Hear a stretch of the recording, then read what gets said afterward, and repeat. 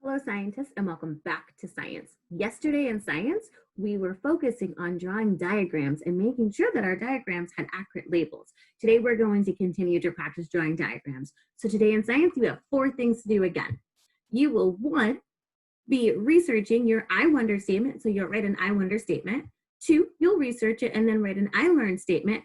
3, identify all the text features that you see either on your Go Pebble page or on your Britannica page, and then 4, draw a diagram. So I will show you what we did yesterday, or what I did yesterday. So yesterday, I had an I wonder statement, and it says, I wonder where wallaroos / wallabies live. And then I learned wallabies live in Australia. And then on the other page, I wrote the text features that I saw. So I saw headers, I saw captions, and I saw keywords. And then I drew my diagram. So here's my wallaby. And then they have feet, hands, a nose, eyes, ears, and its tail. We will be doing something very similar again today. However, we will do it with a different set of animals. So I will give you 30 seconds, like I did yesterday, to gather your materials. You will need writing tools. You will need some colors. You can use crayons, markers, color pencils, smelly pencils, whatever you'd like. And then either your science notebook, open up to a nice clean page, or a scratch piece of paper. You have 30 seconds to gather your materials. Go ahead. And as you are gathering your materials, Ms. Vasser is just cleaning up the area around her so that her working space is nice and clean. You have about 20 more seconds. As you're beginning to gather all of your things and put them in your working space, I am going to share my screen with you. Don't worry, you still have time to gather your materials.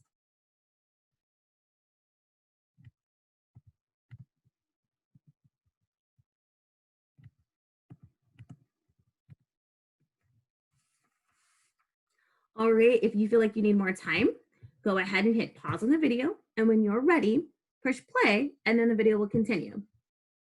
For those of you who are ready to move on, please open up a web browser. And then you should see Google or whatever it is that you see when you first open something. You might want to go to a Google page, so you might have to type in Google. On my screen, there's Google. So if you need to learn how to spell Google, it's on my screen. And once you have a web browser page open, we're going to go to Woodland Park Zoo.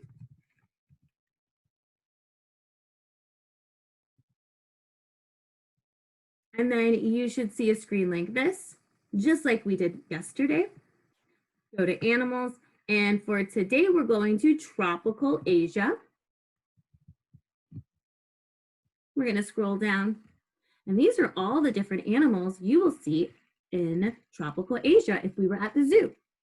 You've got tigers, sloth bears, you've got otters. Oh, this one's called an Asian small clawed otter. You've got orangutans, you've got tapirs, you've got, oh, Ms. Vasser's not sure how to say this name, a Mang, I think. You've got warty pig, and I think this is a langur. Which animal do you feel like you're most interested in? Think about it. I know the animal I'm most interested in, so I would write the animal's name at the top of my paper. I'm going to do that right now. Remember, we write the animal's name before we leave this page to do our research because we want to make sure we're spelling the name correctly.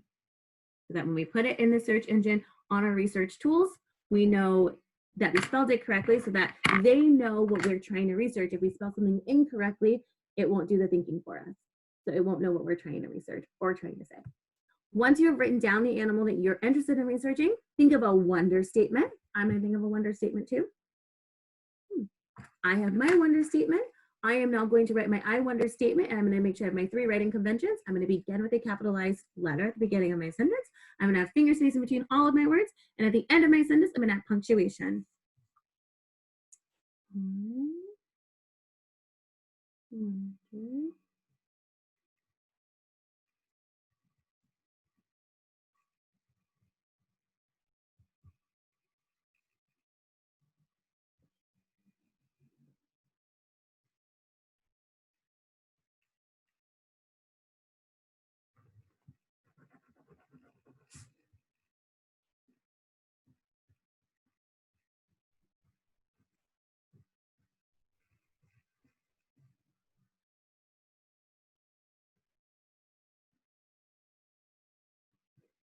I'm now going to check for my writing conventions, checking that I begin with a capitalized letter. Yes.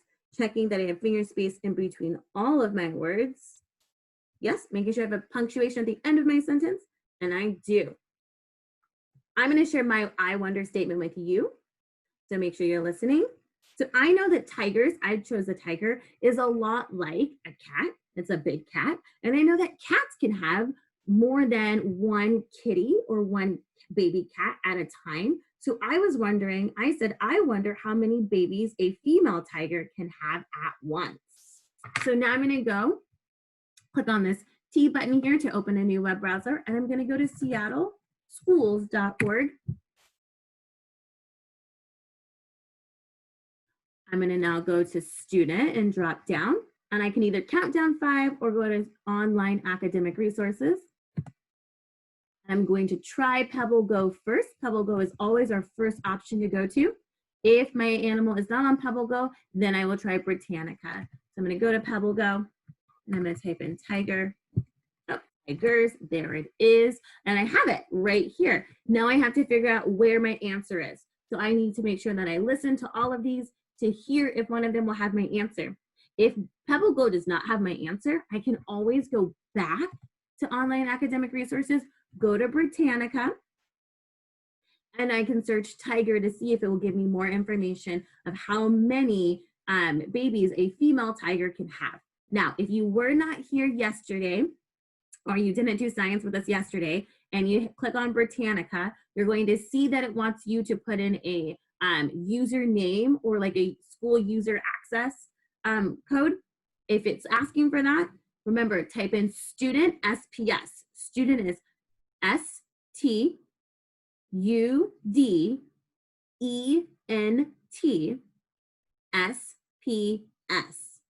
And the password is access. That is ACCESS.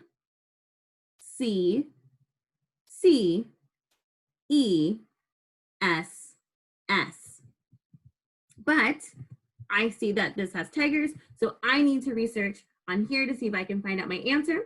And once I do, I must write an I learned statement. I must also include the text features that I see, and I already see 2 text features here. I didn't even have to read it just yet, but it popped out to me. I have headers, and I also see that this word here is bolded and a different color, which lets me know that this is a key word. And then once I'm done, in the box or on my paper, I must draw a diagram of a tiger. So I see this photo here of this tiger.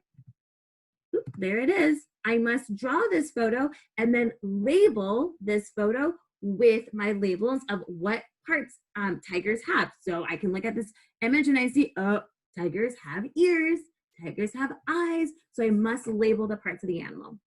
And then when I'm done, and when you're done, you're going to upload your work to Class Dojo so I can see what you have done today.